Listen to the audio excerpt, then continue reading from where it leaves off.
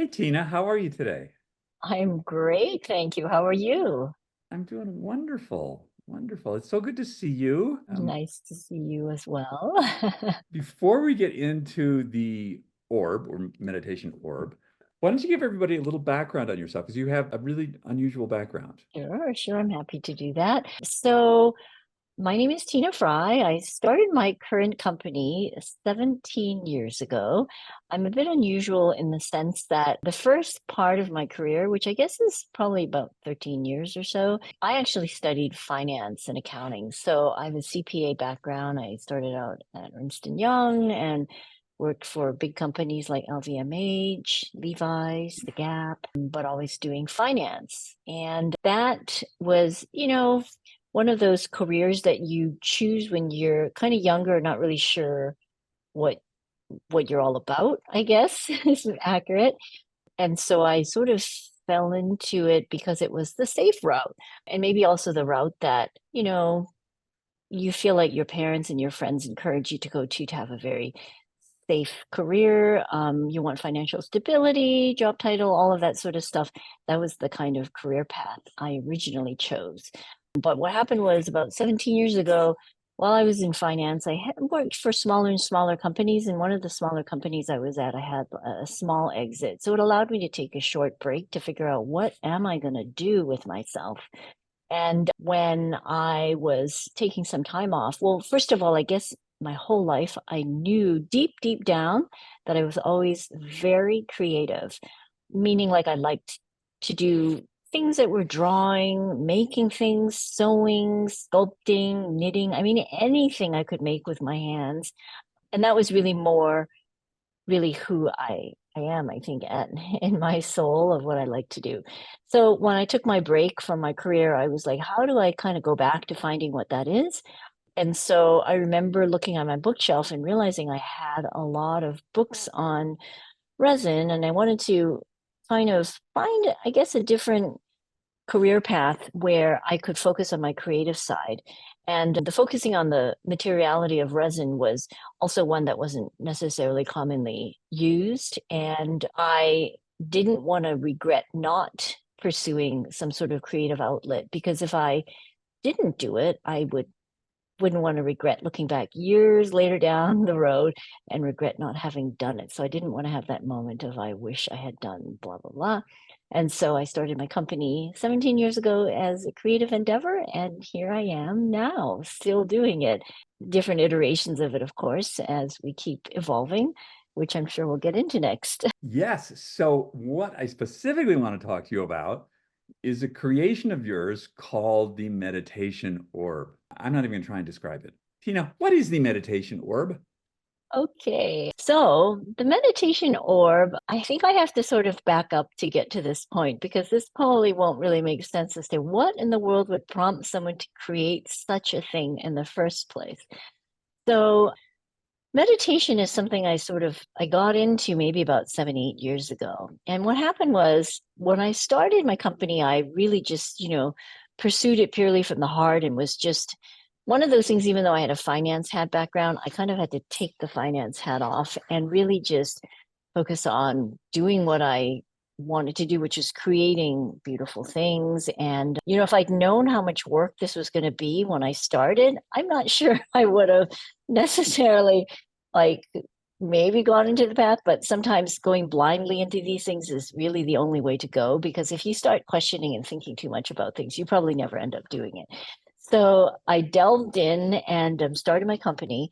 And, it was just really a joy to. I remember making my first two bowls and sculpting them and showing them at, one of the early gift fairs. And that was in San Francisco. And then shortly thereafter, I started showing the collection in New York and in Paris. And the collection just essentially grew to hundreds and hundreds of SKUs at this point. The company's chugging along just fine, but I'd say maybe about 10 years into the company, about 7 years ago, 8 years ago, I hit like a major burnout, like major, just, working myself crazy, like to death, crazy hours, just crazy, crazy, crazy. And it was so bad at that point that I knew I had to do something different in terms of how I approached my life, how I work, the balance, all of those things. And at the time, I didn't even know how to go about it.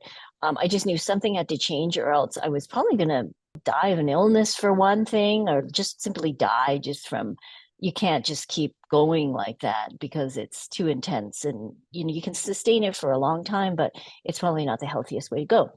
So, one of the things that I had done was signed up for a silent meditation retreat. And I remember when I signed up at the time, the thought of meditating was like, I didn't know how to do it. I didn't even know where to begin. So I remember starting to use an app called the Waking Up app, which was really the one that I think helped me kind of figure out how to learn, like to learn how to meditate. I've tried a whole bunch of different apps, but that one really stuck for me.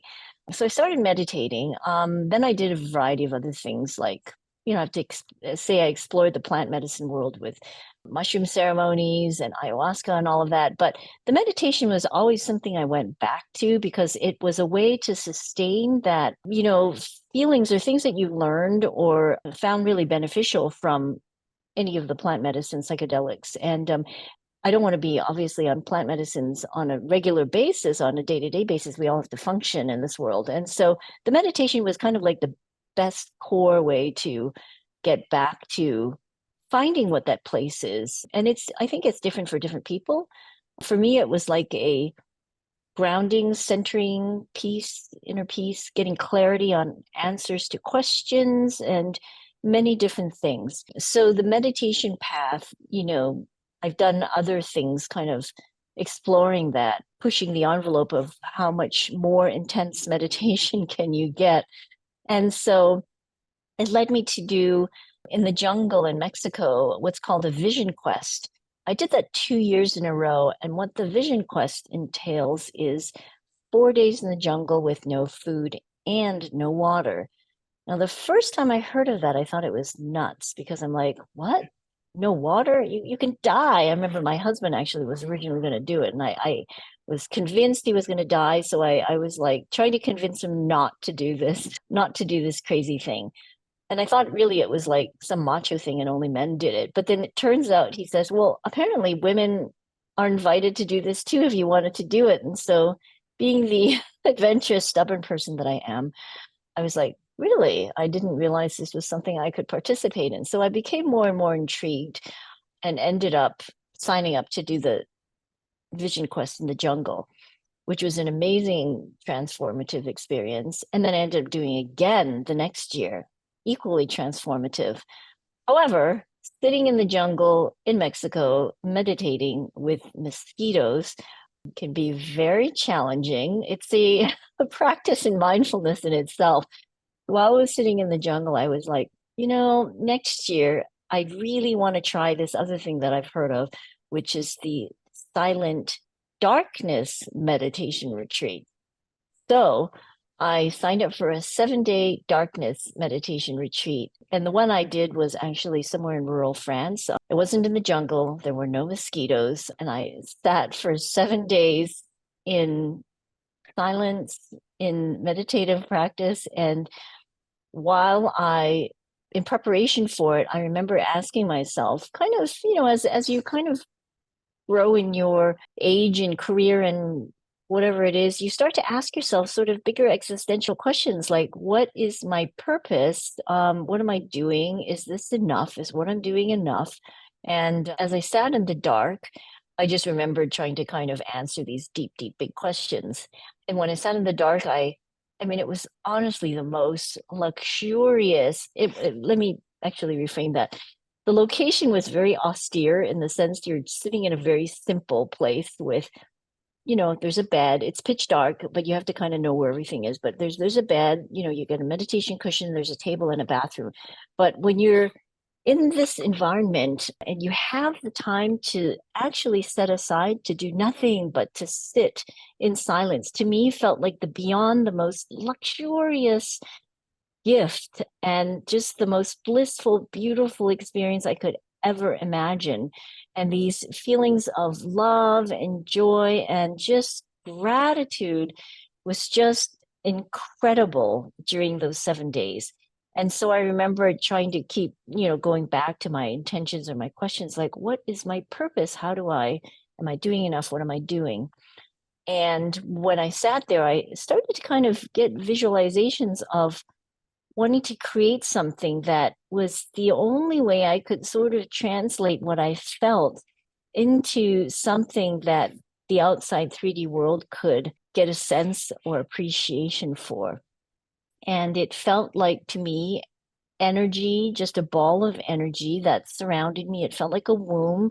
And I felt like there was like energy coming from my crown chakra that one could connect to the beyond. And hence this sort of organic orb shaped form that came out of it.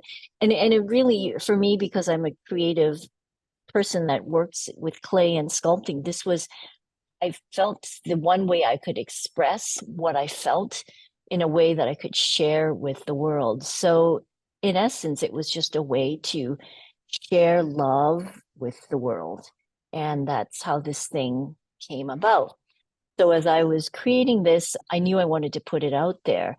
And so I, at the time, also had been working with my meditation guide. And I also just asked her, hey, would you like to help me do 3 meditations, guided meditations, to be incorporated in the orb? And she was like, sure. And so they also got incorporated in the orb. And around the same time, I'd done like some workshops with Joe Dispenza and understanding how frequency and vibration and things like cymatics work. I also decided that it was going to be helpful to include some sort of a frequency device in the orb. And so I did find somebody that it's actually a sound engineer who builds these sorts of things. And so I incorporated that technology into the device as well. I want to pause for a moment because I think people are going to need to have a physical description of the orb. So, what is the orb? So the orb is a giant, it's a sculpted shape, round ball, essentially, but it's not just a sterile round ball. It's sculpted in shape and it's very organic looking. There's a little ball at the top, which sort of represents the energy coming off the top of your head. And there's also like a side little ball on it, kind of adding to it a bit of a friendlier sort of look. How big is it? It's, let's see, the main part of the orb is 5 feet Okay. high. So probably around the same diameter of the orb, but the protrusions itself adds to that. So it's essentially, I don't know, 5.5 feet high. People And go into the orb. This is not something you hold, yes, something you, correct. okay. Yes, thanks for clarifying. Yes, you can go inside the orb, Yes. and it's a very soft cushions inside with the frequency device that you hold on to. And there's headphones with the meditation and the frequency. And essentially, you go into the orb to get into a state of coherence and you meditate and you can essentially experience what I experienced as much as possible, which was what I was trying to replicate. So, I want to tell people that you installed this thing in a show in a place that's not really known for quiet and peace, which is the gigantic Art Basel Miami extravaganza. yes, absolutely. And it's really funny because I know Surface Magazine actually did some write up about like, prepping people, hey, come check out this thing because in the, frenetic pace of Design Miami and Art Basel, there's a place where you can have a moment of silence or quiet, essentially. And that was actually very accurate. And it was, yeah, definitely an impressive place to do something like this. But I feel as though the awareness of the importance of wellness and consciousness is becoming more and more important, especially in the area of design. And I think a lot of times when people think about meditation, they think it's just woo woo hippies from California, which by the way, I am in California, but people don't actually realize that there is something you can bring that's aesthetically pleasing, that's very womb-like and comforting, and has like I don't know, a design element to it that can be incorporated into this space that still has the ability to maybe take you to a place of deep meditation. You don't have to be just wearing Birkenstocks and being a hippie kind of thing. It can be really cool looking and design focused as well. So it was kind of definitely interesting to push the envelope to expose it in a place that's where you least expect it. And but also maybe where people most need it. I want to get to people's experience in a minute. I want to continue the physical description of this. What color is the orb? So I made two of them. One of them is like a very soft pink, kind of a dusty pink color, very soothing. And to me, the color pink is, since when I was little, pink to me represents love more so than red. I know like red is a big value, very Valentine's Day color, but pink to me is just the ultimate, like it's a soft pink, not Barbie red, but soft pink. It's like true representation for me of what love is defined as. And the other one is a white one. And the white one is just more of a simple, kind of a cleaner aesthetic look. But I really originally wanted to make another one that was going to be yellow, but I sort of ran out of time because one would represent joy. And, we thought at first, actually, at first I thought maybe blue would be nice to have peace. But in terms of just, making sure it was still design aesthetic wise appropriate for Miami, I ended up just doing white and pink and ran out of time. So two of these were exhibited. And how did you get these things? There's some serious volume here.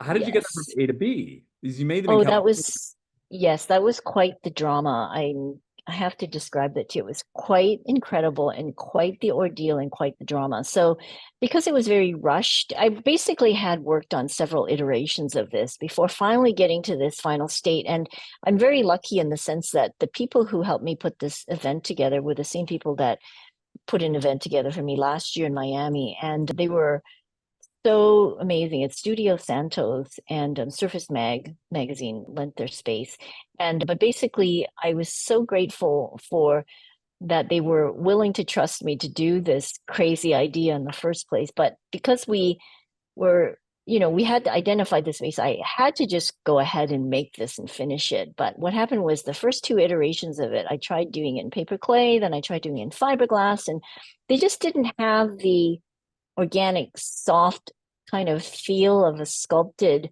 design that I was going after. So I ended up going with the third option, in which by this point I was really running out of time. And so I had the pieces 3D printed, but then I had to still assemble it together. And so that involved a lot of fiberglassing and bondoing, and just so that it had the integrity, like the strength to hold together so that people could go inside, because you can't just make a thing that's the shape but it's too flimsy and can't be functional. So there was a lot of ordeal in my studio.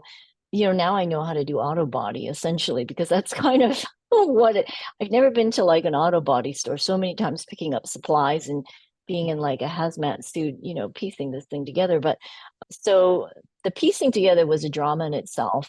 But then after it was done, I knew what the final dimensions were going to be. And the destination that it was going to be, it had to go through the front picture window of the location because it doesn't fit through a regular door.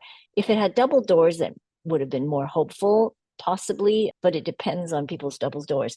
So, anyways, the picture window had to be removed. This thing, when it was done, was loaded on a giant oversized pallet, and it was completely wrapped up and padded, strapped to the pallet, and then the pallet was basically strapped to the inner of the truck so it was not touching any walls. And it was dedicated to basically transporting these two orbs to Miami over Thanksgiving, actually, because it got there just in time to be installed. So the drama is when it got there, the window was removed, and it turns out it was short. The opening was short by a couple inches to get this thing inside. So, luckily, the window people were very talented, very capable, and they had to get out. Seemingly, it looked like concrete grinders because they had to remove some of the window frame to basically, cut it by about 2 inches in total, a little over 2 inches. And it was just enough that this thing could squeeze through and land in its location. And then everything was patched up as though nothing had happened. You cannot tell anything had happened to the window. And that's how it got transported and moved to the site in Miami. So I don't know how we're getting them out, but they will be there for a little while. Okay, I can imagine. It was drama. A video of this. What was the reaction to the orb? It was amazing. It was very touching, actually. So I was there to guide people to experience it, particularly for some of the mornings when I arrived and people would have their first appointments, because they were essentially all booked out. People had time slots to book during the design week. And people came out with tears and cried, and people were touched, and a lot of people were transformed. And, I have like a guest book that people could write things. And it was just really, really lovely that people were deeply touched by the experience. And doing this whole installation like this, when I came up with this idea, I remember thinking to myself, if I could touch one person with this project, then I've done my job. And that's basically what happened. Is like, I feel like I touched people and they went away feeling like they experienced something that they didn't have before. And that was really the goal of this whole thing. And that's basically what happened. I just want to be clear on this. Someone would enter the orb and they would Yes. put the headphones on and they would hold the vibration device and they would be in there Yes. for some period of time. How long? Yes. Yes. They would listen to a recording, and the recording in total was 15 minutes that had music as well. And it was a guided meditation in the theme of love, peace, and joy, because those are really the three sort of, I guess, themes that I wanted people to feel touched with. And so people had a choice. I asked them, do you want love, peace, or joy? And people would say, I want joy, or they'd say, I want peace. And then a lot of people would say, I just want love. And so they would go and then just surrender to the experience essentially and come out feeling blissed out. And that's what happened. So within 15 minutes of sitting in the orb, listening to the headphones and holding the vibration device, people would leave crying. Yes, That's people did astonishing. come out crying. Yes, correct. So I think there's actually, if you don't have access to this normally every day, like this is quite transformative, right? I mean, I meditate every day and I just know how like moments of just wow, amazingness, blissfulness, like it's just like you can be on your own high on your own supply. But if you've never known how to get there before, and this is a transformative experience or a first time for them, then it's nice to be able to touch somebody with this.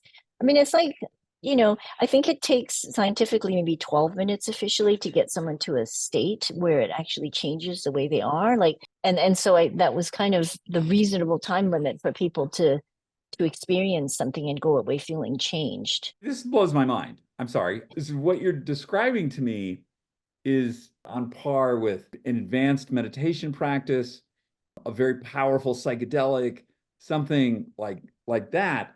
But this is happening without that, just within the context of sitting in the orb for 15 Correct. minutes. It's Correct. Yeah. it's Yeah. incredibly, Yeah. your orb is incredibly powerful that it can Well, do that. yes. I mean, it is. And not everybody came out crying. Let's just say it wasn't like, everybody did, but a lot of people did feel very blissed out. And it is an impact that it's, I think, to at least give people the opportunity to experience something like that is nice to put that out there. Like just really it's how do you share that joy, that feeling? It's really that was the purpose of the whole experiential art installation, is just how do you share love, peace, and joy, just to be generous and to give and to have that for it's like how do you spread this, because when you can spread this it's a ripple effect essentially of positivity, and that was really the goal of it. So Did you prepare people in any way before they went in, or you just said, "Here, go in there and put this on," or what? there was like a little write-up on the wall about the purpose of this thing, and I think people hopefully knew that this was the goal of sharing love, peace, and joy. I mean, that was really the preface of what this whole thing was about, because I remembered this blissful feeling when I was meditating. I really just wanted to try to replicate this in a thing, in a way that people could experience what I experienced. So, so yeah, I guess they kind of knew what they were coming in for in a way. Sort of. If I just read some text on the wall and this woman did this meditation thing, and so she made this orb. Okay, I'm sitting here, and then I find myself totally transformed in 15 minutes. I would have shocked myself. Yeah.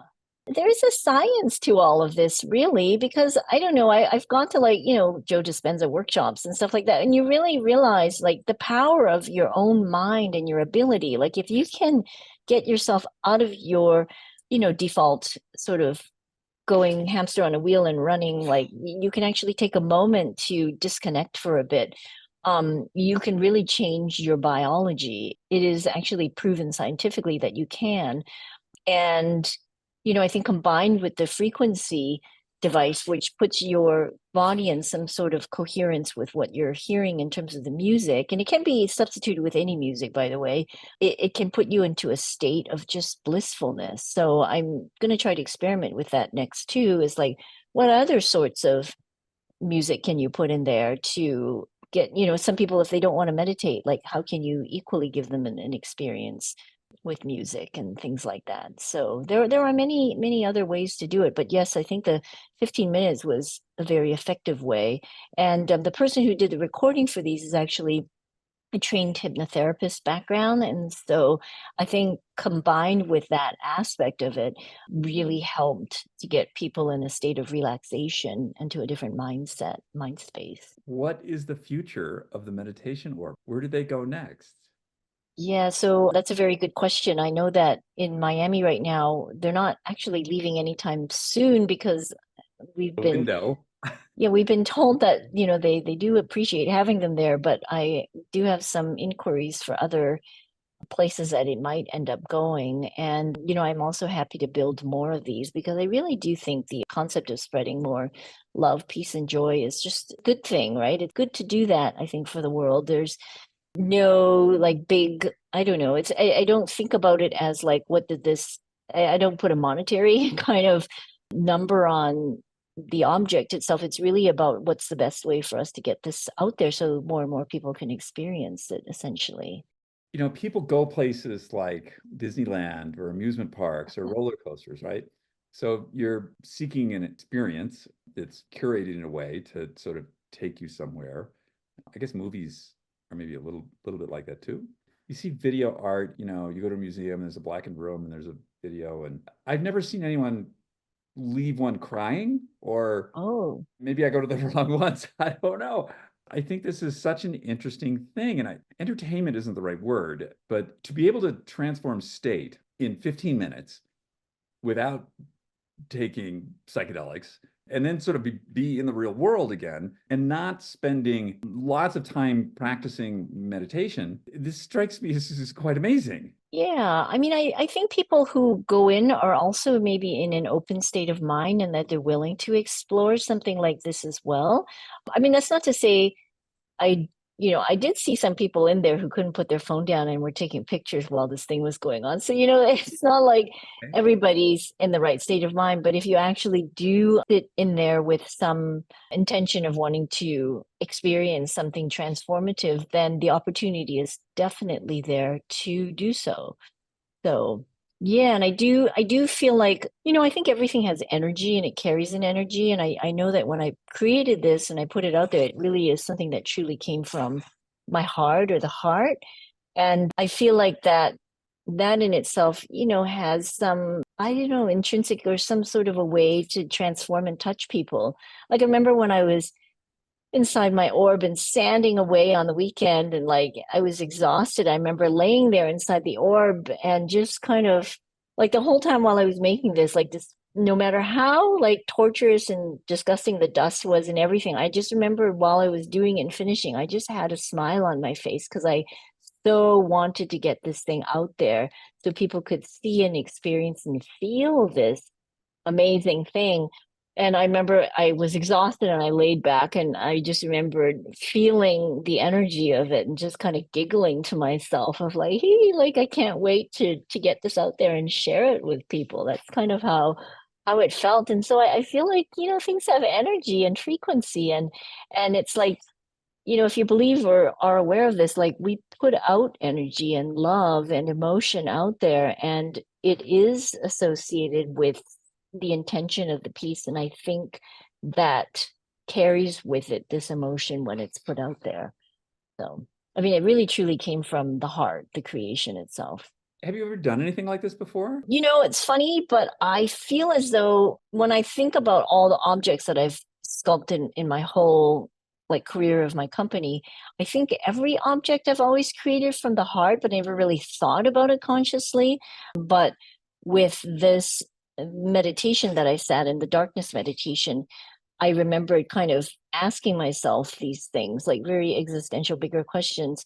And I've never done anything quite like this or with this scale, but I knew this feeling of being able to envelop somebody in this womb-like space was something that is powerful because it's really, I think, a tangible feeling of heart and love and feeling a big hug from this bubble, essentially, being in this bubble of love. Amazing. I haven't been to Basel, Miami recently, but I have been there and I know that it's a very sort of frenetic FOMO. It's just like a week of FOMO, Yes. right? Like, oh, I gotta Yes. see this, I gotta get that. We gotta go to dinner here. There's this party. Oh, we gotta this private collection. We gotta go see this. And it's just like a lot of sort of that vibe. I think this is such a fascinating place that you decided to do this, to give people that space. And I also feel like there are interior designers and architects and things that are more and more focused on curating things that are for wellness, essentially. Because I know definitely at the event and even shortly thereafter, I've had some great contacts with meeting folks that really appreciate and understand how that is important. I don't want it to sound like a trend thing, but I do think wellness is a big subject. And it doesn't have to be just a sterile therapeutic looking machine. I think that it can be incorporated in some way, in an artful way. And that's why I think showing it in this sort of environment was exciting to really show people that, hey, you can have something kind of design and art focused and still experience the states of bliss without being like in a doctor's office or whatever, like it's nice that it's an area to really explore, essentially. Absolutely. I think this the whole thing is really, really quite remarkable. Personally, sitting in total darkness for 7 days. Well, let's go back to the previous one, the 4 days no food and water with mosquitoes in the jungle. I think that's a no thank you. And then the 7 days, wow, I understand how that could take you to a different place. Yeah, I know it sounds nuts and it sounds probably really challenging. It's like, okay, the equivalent would be you do cold plunges, right? And it is very much like the power of your mind to not get freaked out when you get into that cold water. It's essentially the same thing. So instead of sitting, I don't know, 6 minutes or something when you're in an ice bath, it's kind of a good length Less, of time. less than Less? that. Okay. Whatever that is. I don't know. How long do you sit? 3 minutes? 1 minute? Do you Depends, just go in and out? Huh? depends how cold it is. If it's Okay. actually ice and the water's, 33 degrees, a minute is a really long time. It's So really cold. Yeah. it is really cold. So, during Design Miami, actually, they had Kohler was there with their Yes. ice bath. Yes, I know those Yes, things. Yeah. yes. And so they actually had people sitting in the ice cold water for 6 minutes, which to me that sounded like what the, right? But essentially, I know a couple people I know actually did it. And they said it was an amazing experience. And so I think if you're a meditator and you're calm about it and you realize the power of your mind to not freak out, it's kind of the equivalent, right? Because most people would be like, hell no, I'm not going in that ice bath. I mean, that sounds really challenging, but it's essentially kind of the same mental challenge. So once you've done it, it's kind of the same thing, just prolonged in different ways. And so once you've done one challenge, it's almost like you're more resilient and other challenges of that sort don't seem so scary anymore. So the fact you've done the ice bath thing, it's just another form of mental challenge, just more prolonged, and you test yourself a little bit more and more each time. And when you do the things you told yourself you couldn't do and you realize you can, is the most empowering thing ever, because then you start to question, what else have I told myself I couldn't do? And then you realize you actually can. And so when you do, and then magical things also unfold in the midst of it, beyond the 6 minutes of an ice bath, for example, you actually a lot of things kind of get revealed to you as you're in these meditative states that's just kind of mind-blowing. And I mean, I can go on for hours about, what happened in the jungle as well as what happened in the darkness meditation, but it is actually quite profound when you actually take the time to really sit with what can unfold when you just sit in silence and appreciate what there is that comes about. Yes, I had the occasion to hang out with my new friend Wim Hof. Talks all the time about, he's like, let the body do what the body can do. That you can just do so much more than you think. Like there are very few people that use their full capacity, like basically no one uses their full capacity. And some people get further up there than others, but most of us, we just deal in this very low sort of like, 5-10% at the bottom. We don't really go Right. further up. Right, right, right. So, like sitting in the jungle, this part with the no food, I think the no food aspect fasting is probably much easier to comprehend, but the no water aspect was completely like a major mind blowing experience because you're told you can't. So, I think within a certain parameters, the 4 days is actually manageable. I don't think they ever recommend doing more than that, but the concept of really sitting through those difficult moments of I'm thirsty, and then your body starts to adjust to actually taking in water even through your skin, through the environment, and you realize that as you sit with this, these feelings, you work through a lot of fears and you work through a lot of normal like default reactions you might have that are kind of on autopilot. And when you can stop those things from the chatter that goes on, you really do realize just how incredibly powerful you are to do things that you never thought you could do. And that's only one aspect of it. Like the darkness meditation, I wouldn't say it wasn't challenging because I remember I did a week of it, which was 7 days.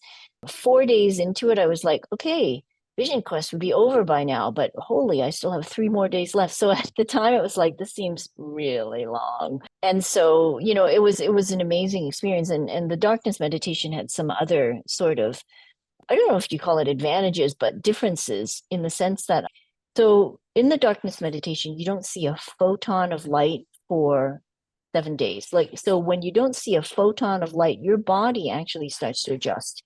The melatonin in your body starts to build up, and melatonin's a precursor to DMT when it basically processes in your body. And DMT is what gets activated in your pineal gland, which is like the equivalent of being on a ayahuasca journey, but I don't think it was as intense as an ayahuasca journey. At least I didn't perceive it as such, but it accelerated or accentuated the meditation itself to something that was like mind-blowingly like opening up to just these blissful moments. That's why I felt like this whole thing was just luxury. It just felt like luxury to sit in bliss and just gratitude. Like I don't know when does one get the opportunity to just, revel in like, wow, how incredible is life? How fortunate I am, and what can I do, and how do I, create? Like, how can I do what I can in my abilities to create something? And yeah, it's a trip. Yeah. Tina, you are one of the coolest and I want to say most stylish people I have ever met. We've known each other for a while now. I always enjoy listening to what you're doing. And I just want to say, go to orb.now. Like, if you want to see what the orb is, go to orb.now and you will see Orb World. And I think this is really wonderful, this idea of being able to give people the gift of this thing that you know about, but they don't have to. I just want to say, very, very few people are going to sign up for sitting in the dark for 7 days. Like, Very few agree. that's a pretty strong filter. So if you're able to give people access to that in 15 minutes in an orb, like, wow, that's incredible. Yes, I hope so. And yeah, we'll see where this goes. I mean, it's just if more people can experience it, I feel like then, my job is done. Wonderful. Well, I hope that you're able to make more orbs, and I'm sure you'll refine them, and maybe we'll get that third color. Yeah, exactly. Yep. I'm already, daydreaming about different versions and iterations and stuff already. So yes, definitely. Creativity never stops. It's wonderful. Tina, thank you so much for your time today. I really appreciate it. I'm sorry no, I haven't gotten to sit. I feel like I'm going to be in New York a lot more, and Miami's not that far away. I should tell my wife we need to go hang out in the orb. Oh, Yeah. yeah. Well, if so, I need to let them know because the exhibition officially has closed right now. So nobody's actually um, Oh, okay. actively manning the place. So we have to figure that out next as to how Oh, to keep okay. it moving. Yep. All right. Good to know. Thank you But for you your can time. walk by and you'll see it. It's in Okay. the window. I want to go in it. You kidding me? I want to go in Yeah, the whole vibration thing absolutely. and I want the headphones and yeah, I want Yes. that. Yes, yes, absolutely. Well, you can get a special entry. I'm sure I Okay. can make something work for you somewhere, somehow. If not, maybe even here in San Francisco at some point. That would be wonderful. Thank you so much, Tina. It's great talking. You're so welcome. You're so welcome. It's a pleasure. Take care. Bye-bye. Bye.